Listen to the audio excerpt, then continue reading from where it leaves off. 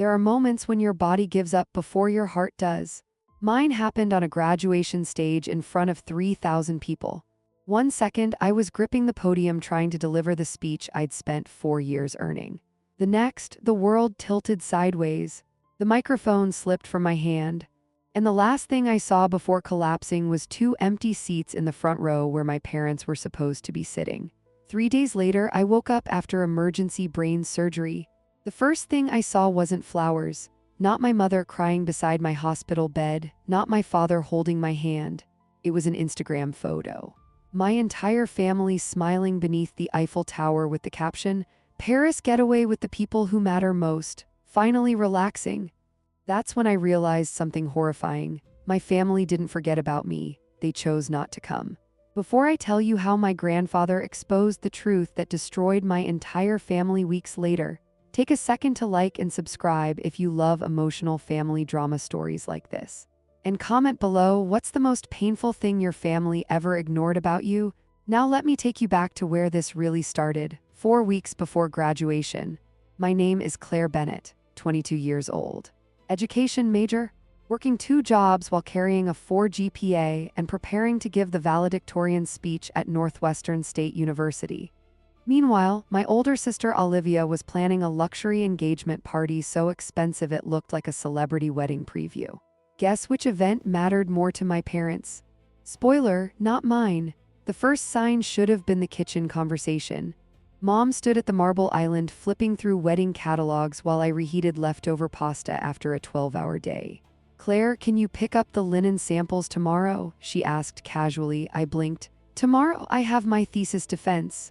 Mom barely looked up. "Right, but Olivia's meeting the wedding planner at 4. I stared at her.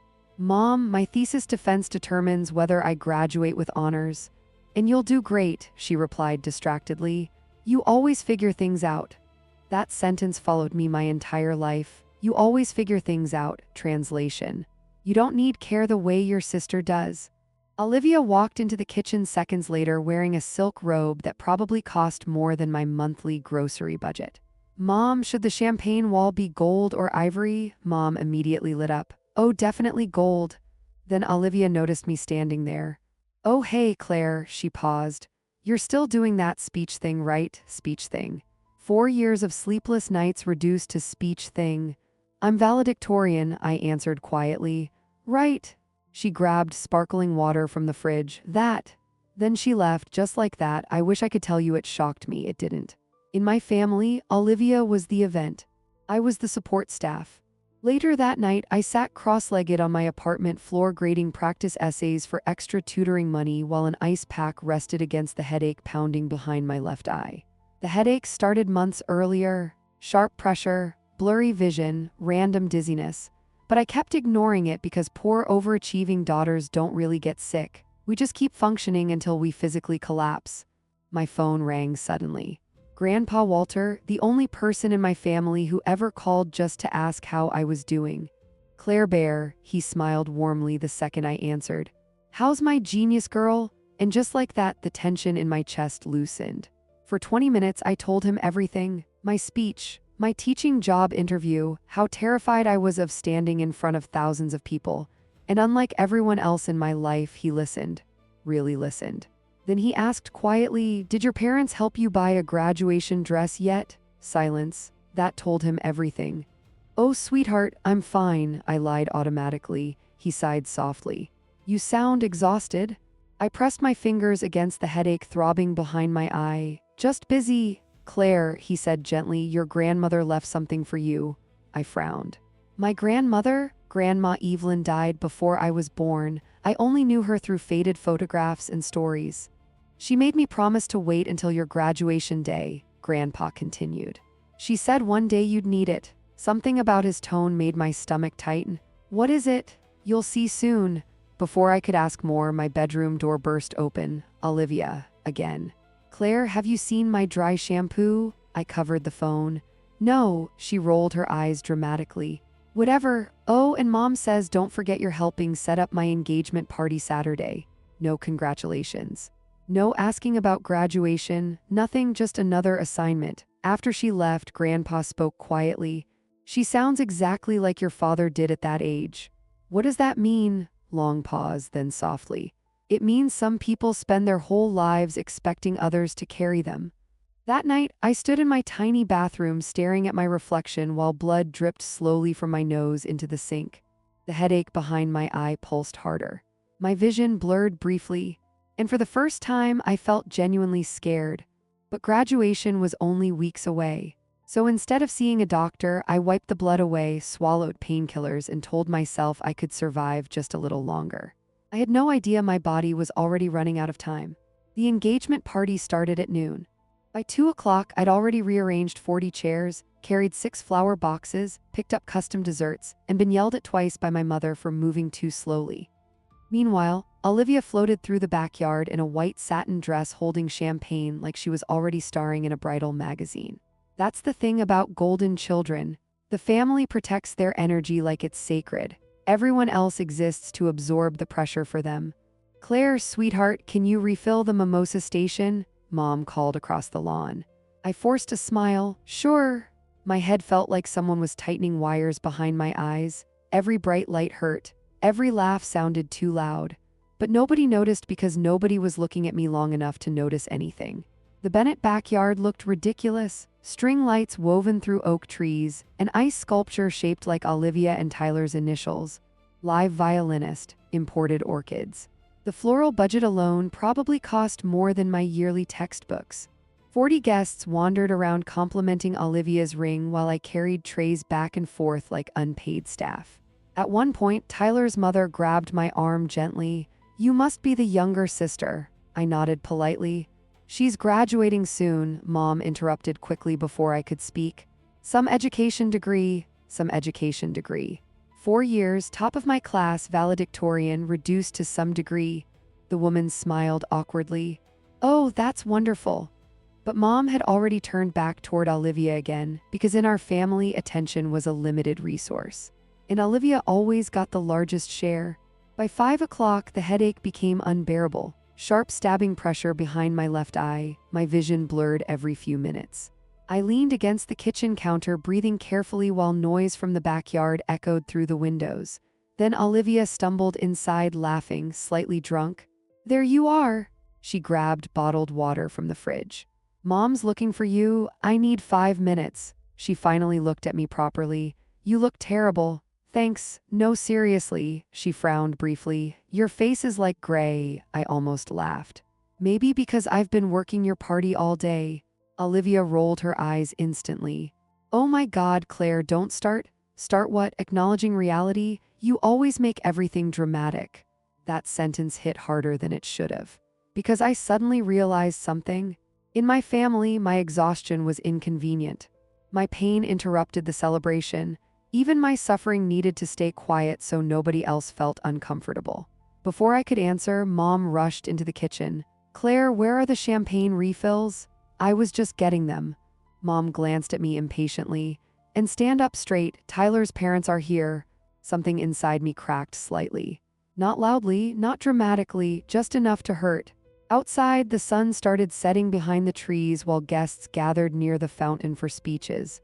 Olivia clinked her champagne glass proudly. "Thank you all for coming tonight," she smiled brightly. "This has been the happiest time of my life." Applause. Then suddenly she grabbed my wrist and pulled me beside her. And of course, none of this would have happened without my little sister Claire doing literally everything. Polite laughter. I smiled weakly. Then Olivia leaned closer toward the microphone with a teasing grin. "She's basically my unpaid assistant at this point." More laughter. My cheeks burned. "She's graduating next week too," Olivia added casually. "Some academic thing." "Valedictorian," I corrected quietly. "Oh, right." She waved dismissively. "That." Then came the line I'll never forget. "She's always been the smart one." But honestly, smart doesn't exactly buy luxury vacations.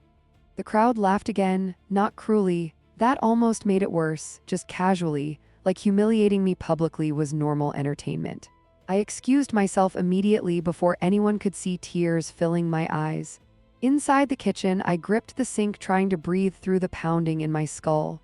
That's when I noticed someone watching through the window. Mr. Collins. Grandpa Walter's old business partner, late 70s, sharp eyes, unreadable expression. He lifted his drink slightly toward me like he'd just witnessed something uncomfortable. Then my phone buzzed. Unknown number.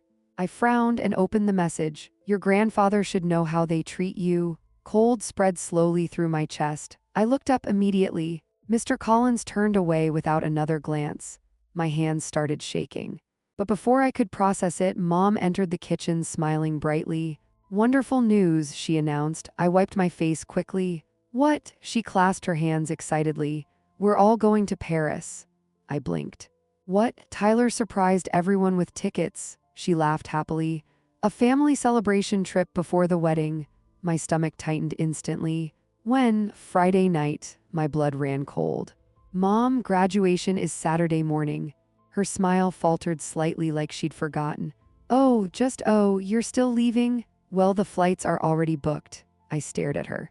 You're missing my graduation? Claire, don't make this difficult. Difficult?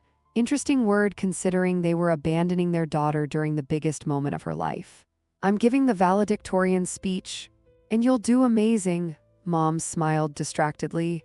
You've always been independent. Independent, that word again, not loved, not supported. Independent, meaning. Don't expect us to show up for you. Dad entered the kitchen seconds later, adjusting his tie. What's going on? Claire's upset about Paris. Dad sighed immediately. Claire, your sister's engagement is important. And my graduation isn't? You're stronger than Olivia, he answered tiredly. You don't need us the same way. The room tilted suddenly. Hard, I grabbed the counter to steady myself. Mom's expression shifted briefly. Claire? But her voice sounded far away now. The headache exploded behind my eyes so violently I thought I might collapse right there beside the sink. And for the first time, I wondered if something was seriously wrong with me. I should have gone to the hospital that night. That's the part that haunts me now, not because I ignored the pain, because somewhere deep down, I genuinely believed everyone else's needs mattered more than mine. I drove home after the engagement party with both hands gripping the steering wheel so tightly my fingers cramped. Streetlights blurred, my vision doubled twice at red lights. By the time I reached my apartment, my head felt like it might split open. But instead of calling a doctor, I opened my laptop and started editing my graduation speech. Because overachieving daughters don't collapse gracefully. We keep performing until our bodies force us to stop. 3 days before graduation, Rachel showed up unannounced carrying Thai food and attitude. The second I opened the door, her face changed. Oh my God, what? You look awful, thanks. No, seriously, Claire, she stepped inside immediately. You look like you haven't slept in a week. I shrugged weakly. Finals. Graduation, family stuff. Rachel crossed her arms. You mean Olivia's royal wedding preview? Despite everything, I laughed softly. Rachel Bennett had been my best friend since freshman year orientation. She was loud, brutally honest, and completely immune to my family's manipulation, which probably explained why they hated her. She sat beside me on the couch studying my face carefully. When's the last time you actually ate? I had coffee. That's not food. I leaned my head back against the cushions. I'm fine. Rachel stared at me, then quietly said, No, you're not. Silence settled between us. The kind best friends don't rush to fill. Finally, she asked softly, Are they really skipping your graduation for Paris? My chest tightened instantly. I looked away. That's not exactly, Claire. I exhaled slowly. Yes, Rachel blinked like even she couldn't believe it. You're literally valedictorian. I know. They're seriously choosing a vacation over your graduation? It's Olivia's engagement celebration. Rachel stood abruptly. That's insane. I flinched slightly at the sharpness in her voice. Claire, do you hear yourself? She asked. You sound like you're defending people who abandoned you before they even left. That sentence landed harder than she realized. Because deep down, I knew she was right. Later that night, after Rachel left, I stood brushing my teeth when sudden dizziness slammed into me so hard I grabbed the sink. The room spun violently, then blood poured from my nose, heavy, fast. Bright red against white porcelain. Panic surged instantly. I tilted my head forward, breathing hard while drops splattered across the counter. 5 minutes, 10, it still wouldn't stop. When it finally slowed, I stared at myself in the mirror. Dark circles, pale skin, sunken eyes. I looked sick, actually sick. And for the first time, I got scared enough to consider going to the emergency room. Then my phone buzzed. Mom. Of course, Claire, she said immediately. Don't forget to pick up Aunt Linda from the airport Friday. Friday? I whispered weakly. Yes, your father and I will already be at the airport. Airport, Paris, right. I don't think I can. Silence. Then Mom sighed dramatically. Claire, please don't start being difficult now. Difficult. Again, everything about me became difficult the second I stopped functioning perfectly. I'm not feeling well. You're stressed. Her tone sharpened slightly. Everybody's stressed. No concern, no what's wrong, just dismissal. I closed my eyes. Okay. After hanging up, I slid slowly down the bathroom wall until I sat on the cold tile floor trying not to cry. Not because they were leaving, because some part of me still wished they'd choose me for once. The next morning, Grandpa Walter called while I practiced my speech for the 100th time. You ready for tomorrow? He smiled warmly. As ready as possible. I booked a hotel near campus, he said proudly. Front row seat. Emotion caught in my throat instantly. You didn't have to do that. Yes, I did. Then his voice softened. And Claire, your grandmother's gift is finally ready. The headache behind my eyes pulsed again. What exactly is it? Long pause. Freedom. Something about the way he said it made chills run down my arms. Before I could ask more, Grandpa added quietly, did your father ever tell you I offered to help pay your tuition? I frowned instantly. What? Silence. Then softly. I gave your parents money for both daughters 4 years ago. Cold spread through my stomach. Dad said you couldn't afford to help. Grandpa laughed bitterly under his breath. Is that what he told you? My pulse started racing. Grandpa, what are you talking about? Another pause, then, we'll discuss it after graduation. After graduation. Funny phrase considering neither of us knew I'd never actually finish giving that speech. Graduation morning arrived bright and brutally hot. I woke with the worst headache yet. Sharp, violent, almost unbearable. Then my phone buzzed. A selfie from Paris, Mom smiling beside the Eiffel Tower, Dad holding croissants, Olivia posing dramatically in sunglasses. Caption, family time. I stared at it so long my vision blurred again, not from emotion, from pain. Rachel picked me up an hour later and immediately frowned. Claire, your lips are literally gray. I'm nervous. You're dying. I laughed weakly, but Rachel didn't. That scared me more than the headache. Campus buzzed with families carrying flowers and balloons while cameras flashed everywhere. Parents hugged graduates. Mothers cried. Fathers adjusted ties proudly. I tried not to stare. Then I saw Grandpa Walter already seated in the front row holding a large manila envelope against his chest protectively. The second he spotted me, his entire face lit up.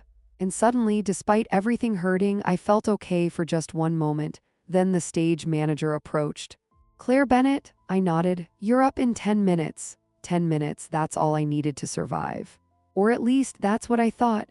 The black graduation robe trapped heat against my skin while I stood backstage trying not to pass out. 3,000 people filled the stadium seats outside. Families, flowers, applause. Proud parents holding cameras, and somewhere in the front row sat 2 empty chairs with my parents' names taped across them. Reserved, waiting, unclaimed. Rachel noticed me staring. Don't look at them, she whispered, too late. Because suddenly those empty seats felt louder than the entire crowd. Grandpa Walter squeezed my hand gently. You ready, Claire Bear? I forced a smile. Yeah. Lie, my head throbbed so violently I could barely focus. Every sound echoed strangely. The stage lights looked blurry, but I kept repeating one thought over and over, just survive the speech. Then you can rest. The dean stepped toward the microphone outside. And now, our valedictorian. Applause exploded instantly. Rachel grinned proudly. Grandpa stood immediately clapping harder than anyone else in the stadium, and somehow that almost broke me emotionally. Because one person showing up consistently can expose 1,000 absences. Claire Bennett. I walked toward the stage on trembling legs, one foot, then the next. The stadium lights blinded me the second I stepped behind the podium. Rows and rows of faces stretched endlessly into the sunlight.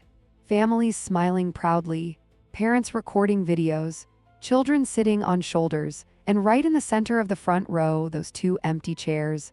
I gripped the microphone tightly. My hands shook. Thank you all for being here today. The words came automatically at first. Practiced, memorized, perfect. I spoke about resilience, late nights, sacrifice, the quiet loneliness of becoming someone without support. The audience listened closely, some even cried, and for one brief moment I felt seen, really seen. Then pain exploded behind my left eye, not a headache, something worse. White-hot pressure slammed through my skull so violently my knees buckled slightly. The stage tilted. The microphone slipped in my hand. I blinked hard trying to focus. Faces blurred together. The crowd became one giant moving shape. Somewhere in the front row, Grandpa Walter stood abruptly. "Claire?" His voice sounded far away. I tried continuing the speech. "I stand here today because..." The sentence disappeared. My vision tunneled sharply, black edges closing inward. The microphone crashed against the podium with a horrible metallic screech. Gasps rippled through the crowd. Then my body gave out completely. The last thing I remember seeing before everything went dark was Grandpa running toward the stage while Rachel screamed my name. The next part was told to me later, mostly by Rachel, because I don't remember any of it. Apparently the entire stadium panicked instantly. Students screamed. Faculty rushed the stage. Someone called 911. Grandpa climbed onto the platform before security could stop him. Rachel said he held my hand the entire time paramedics worked on me. I was unconscious before the ambulance even arrived. At Memorial Hospital, doctors moved fast. CT scan, MRI, emergency consultations, then the diagnosis: brain tumor, large, dangerously close to the frontal lobe. Rachel later told me the neurosurgeon looked genuinely alarmed. "We need surgery immediately." Grandpa apparently stopped breathing for a second. Rachel burst into tears instantly. Then came the next problem: consent forms. The hospital needed immediate family approval. Rachel grabbed my phone. First call, Mom, voicemail. Second call, Dad, voicemail. Third call, Olivia, no answer. Rachel left frantic messages. Claire collapsed at graduation. She has a brain tumor. She's going into surgery. Please call back. Nothing. Grandpa tried next. Dad answered on the fourth attempt. Dad, Grandpa said sharply, Claire is in emergency surgery. Silence. Then Dad asked, "How serious is it?" Rachel said. Grandpa's expression changed instantly at the calmness in his voice. "She has a brain tumor." Another pause. Then Dad sighed softly. "We're about to board our flight." Rachel nearly grabbed the phone herself at that point. "What?" Dad continued. "There's nothing we can really do from Paris anyway." Rachel told me she'd never seen Grandpa Walter look so furious. "Your daughter could die," he said slowly. Silence. Then Dad answered, "She'll already be out of surgery by the time we land." That sentence changed something permanently, not just for me, for Grandpa too. Because apparently he said something afterward he'd never said to his son before. "If you get on that plane," Grandpa whispered, "don't expect me to forgive you." But Dad boarded anyway, so did Mom, so did Olivia. 30,000 feet above the Atlantic Ocean while surgeons opened my skull. Grandpa signed the consent papers himself. Rachel stayed beside him the entire night.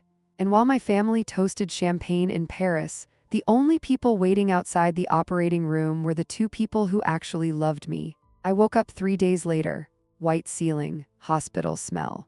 Machines beeping steadily beside me. My throat burned. My body felt heavy and wrong. Then I saw Grandpa asleep in a chair beside my bed, still wearing the same suit from graduation. Rachel curled up under a blanket near the window. Both of them looked exhausted. Both of them stayed. I tried speaking. Rachel woke first, then Grandpa. The relief on his face nearly made me cry. "My brave girl," he whispered. I swallowed painfully. "What happened?" Rachel hesitated. Then carefully said, "You had brain surgery." My stomach dropped. "Surgery? 3 days ago." I looked around slowly, then toward the empty doorway. No flowers, no parents, no family, just silence. I reached for my phone weakly. And what I saw next hurt more than the tumor ever did. The first thing I saw on my phone was Instagram. The second thing I saw was my family smiling in Paris while I lay in a hospital bed with stitches across my skull. Mom stood beneath the Eiffel Tower holding Dad's hand. Olivia posed in designer sunglasses beside a cafe table filled with pastries. And the caption underneath read, "Much needed family escape. Finally relaxing again," read, "Relaxing." I stared at the screen so long my vision blurred again, not from pain this time, from shock. Rachel sat beside me quietly. They know, she said softly. I looked at her. What? Grandpa called them before surgery. Cold spread slowly through my chest.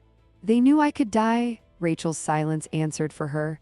Across the room, Grandpa Walter looked away toward the window because even he couldn't hide the anger on his face anymore. I should have cried. Honestly, I wanted to, but something strange happened instead. A kind of numbness. Like my heart finally got too tired to break again. The next few days passed in fragments. Nurses checking vitals. Doctors explaining recovery timelines. Pain medication. Physical therapy. Grandpa bringing homemade soup every morning. Rachel practically living inside the hospital room. Meanwhile, nothing from my family. No flowers, no apology. No emergency return flight. Just occasional generic texts from mom asking things like, "How are you feeling?" followed immediately by photos from Paris restaurants. It almost felt unreal. Like I'd somehow imagined the entire family dynamic my whole life, until the missed calls started. At first it was only 2, then 6, then 12. By Thursday afternoon, my phone showed 63 missed calls from Dad alone.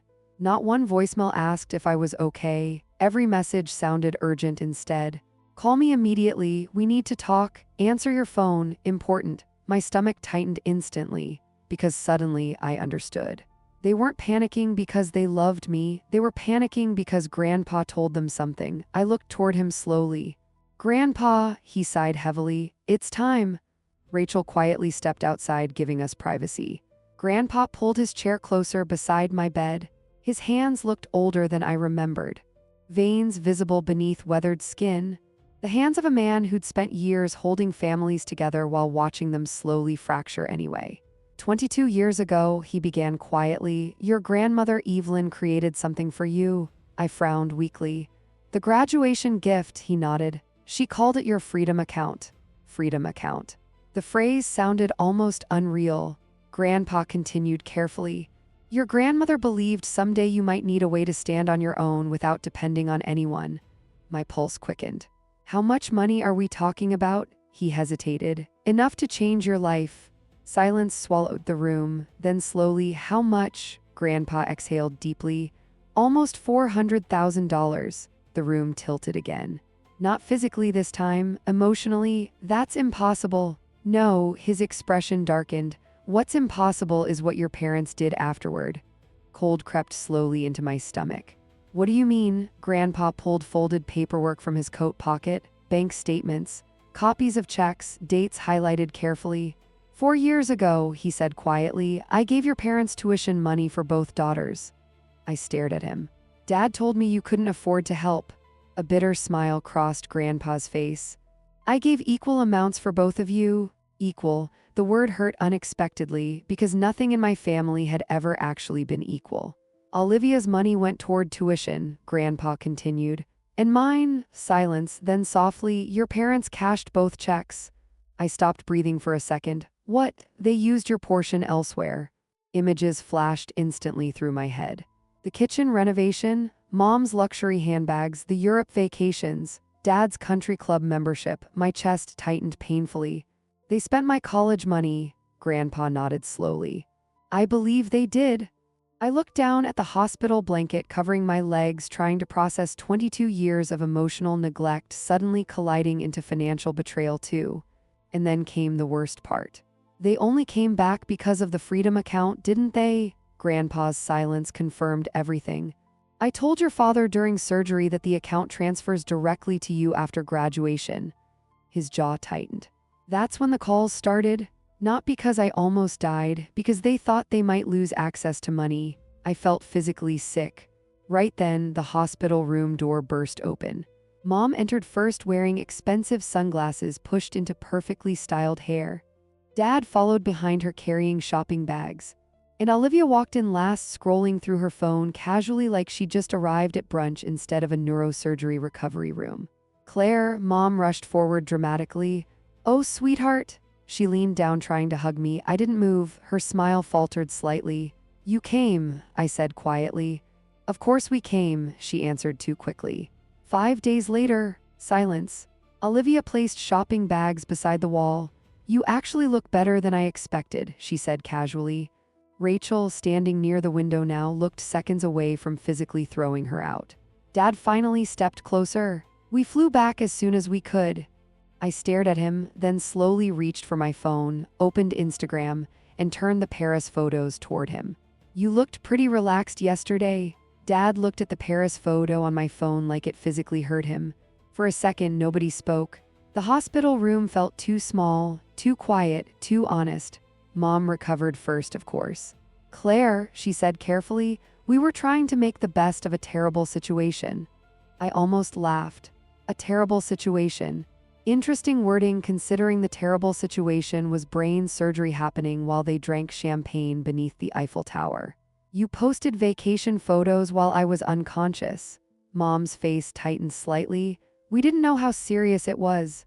Rachel made an actual choking sound from across the room. You knew she had a brain tumor, she snapped. Rachel, Dad warned sharply. No, Rachel fired back immediately. You don't get to use that voice right now. Honestly, watching someone finally stand up to my father felt surreal. Because my entire life, everyone just adjusted themselves around him, his moods, his comfort, his authority, but Rachel didn't care about any of that. She collapsed in front of 3,000 people, Rachel continued. Your daughter almost died and you still boarded a flight to Paris. Dad rubbed his forehead heavily. We couldn't do anything from here. You could have shown up. Silence. Mom suddenly stepped closer toward my bed. Claire, sweetheart, we came back the moment we understood. The money, Grandpa interrupted coldly from the corner. Every head turned toward him instantly. And for the first time since entering the room, Mom looked nervous. Real nervous. Howard, she warned quietly. No, Grandpa stood slowly. We're done pretending. Dad's jaw tightened. This isn't the time. When exactly would the right time be? Grandpa snapped. After they emptied her inheritance too, the room froze. Olivia finally looked up from her phone. What inheritance? Interesting, they hadn't told her everything yet. Grandpa turned toward me carefully. Claire deserves the truth. Mom's composure cracked instantly. This is unnecessary? No, Grandpa answered sharply.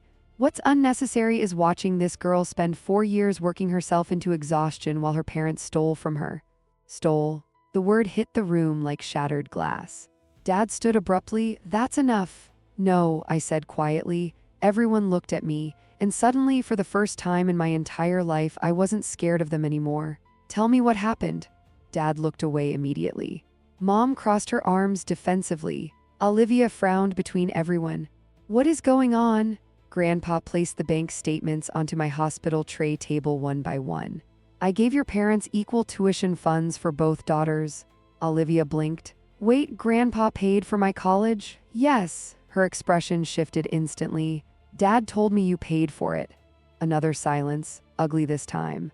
Because suddenly even Olivia realized something felt wrong, I looked directly at Dad. What happened to my money? He still wouldn't meet my eyes. Mom answered instead. We used it for family expenses. Family expenses. Not we're sorry. Not we panicked financially, just a polished euphemism. You stole my tuition money. We intended to pay it back, Mom snapped quickly.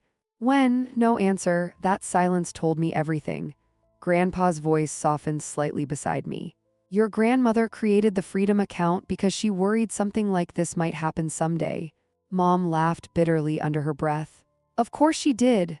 The entire room stilled again. Because something ugly suddenly surfaced beneath her voice. Not guilt, resentment, years of it. You know what? Mom whispered shakily. Fine, everyone wants honesty, let's be honest. Dad immediately looked alarmed. Pamela, no, her voice cracked sharply. I'm tired of being the villain without anyone understanding why. I stared at her silently. Mom looked directly at me. Every time I looked at you growing up, she whispered, I saw Evelyn. The room went completely still.